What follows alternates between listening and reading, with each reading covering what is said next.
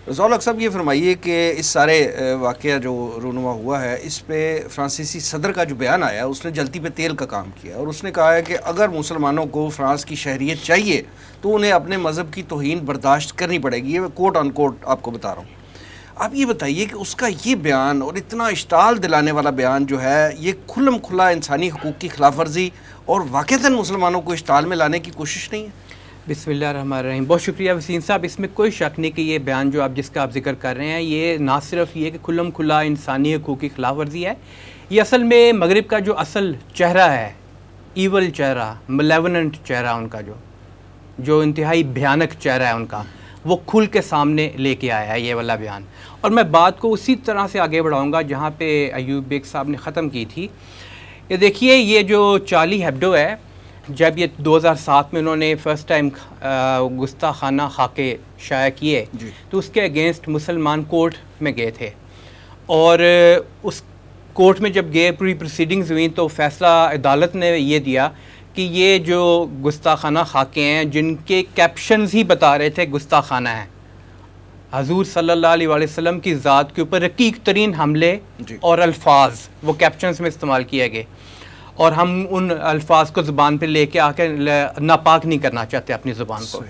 लेकिन उन्होंने कहा कि ये तो एक्सट्रीमिज़म के ख़िलाफ़ और मुस्लिम टेररिज्म के ख़िलाफ़ बात थी, लिहाजा कोई ऐसी बड़ी बात नहीं है, ये वहाँ की अदालत ने कहा। 2008 में उसी चार्ली हेब्डो ने उसका एक एडिटोरियल शाया हुआ जो कि किसी तरह से यहूदियों के अगेंस्ट था। तफसील में नहीं जा सकते हम इस बात की, बहरहाल ये ऑन रिकॉर्ड है।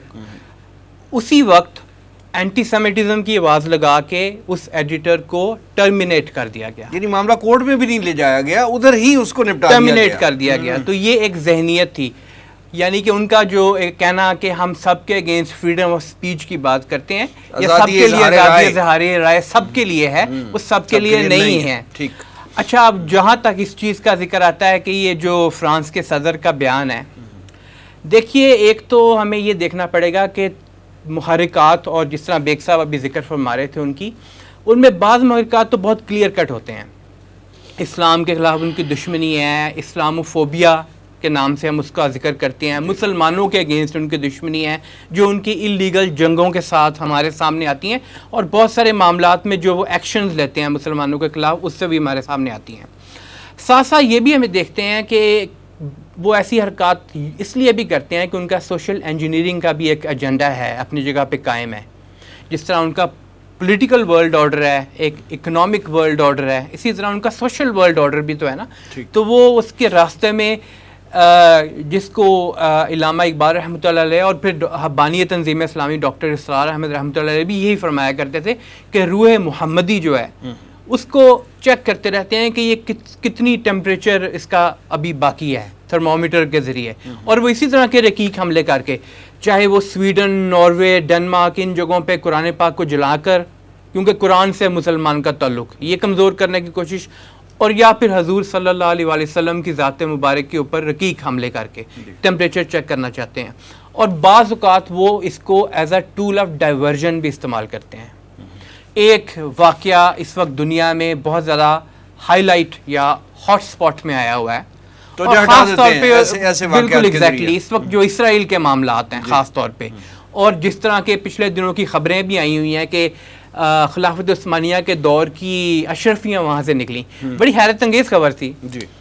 अशरफियाँ तो उस वक्त निकलेंगी ना जब वो वहाँ से खुदाई होगी, एक्सकवेशन कर रहे होंगे। वो कहते हैं हम कर नहीं रहे, तो अपनी तरफ से तैयारी कर रहे हैं बाकायदा थर्ड टेम्पल की तामीर के लिए, और वो उस तैयारी के अंदर उनके सामने कई चीज़ें ऐसी होती हैं जिनको वो छुपाना चाहते हैं।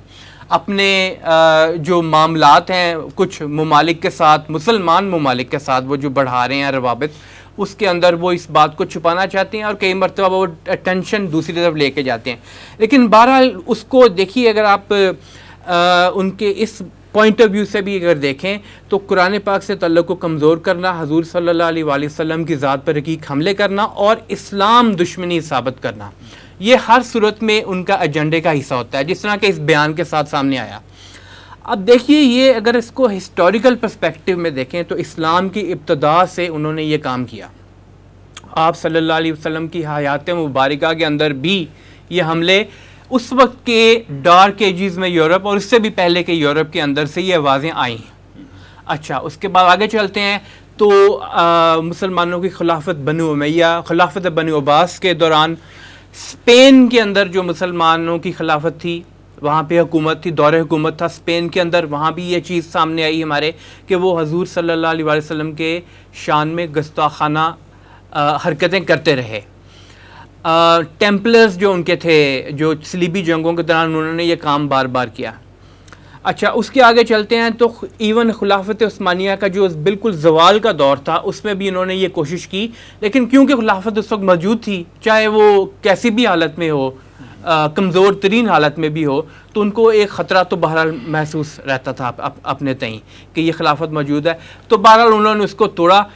1917 के वाक़यात को देखें, जब उन्होंने इसराइल कायम करने के लिए बेल्फोर डिक्लेरेशन वाला बुरा मामला किया, 1948 में उसका क़याम होना, यहाँ तक कि 1980s के अंदर जब ये सदर रेगन हुआ करता था वहाँ पे उनका अमेरिका का प्रेसिडेंट, तो इवेंजलिस्ट, बाकायदा इवेंजलिस्ट था। कहा तो यही जाता ना, फिल्म एक्टर के बाद वो प्रेसिडेंट बन गया था, फिल्म एक्टर के बाद प्रेसिडेंट बना था, लेकिन वो पक्का इवेंजलिस्ट था, तैयारी में था कि मेरी ज़िंदगी, मेरी हयात, मेरी प्रेसिडेंसी में थर्ड टेम्पल बनेगा। यानी कि वो इस मामले के अंदर बहुत आगे जाने की कोशिश कर रहे थे, उस वक्त से तैयारियां थी उनकी। इन सारे मामलात में वो ये चाहते हैं कि मुसलमान जो हैं वो इस पोजीशन में ना रहें कि किसी तरह रेजिस्ट कर सकें। ये एक बहुत बड़ा एलिमेंट है, फैक्टर है।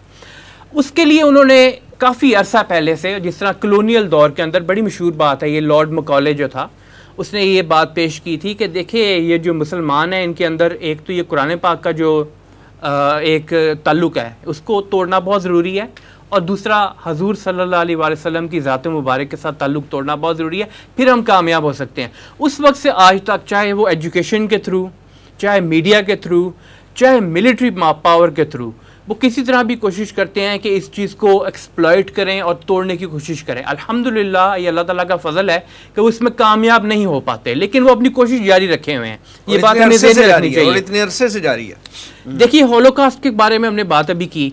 होलोकास्ट के खिलाफ जो कोई भी आप मगरबी मुल्क को देखेंगे तो वहाँ पे आपको बाकायदा लॉज नजर आएंगे। अगर उसको क्वेश्चन भी किया जाए, सिर्फ उसके ऊपर क्वेश्चन भी उठा दिया जाए किसी किस्म का, तो आपको सज़ा मिलती है।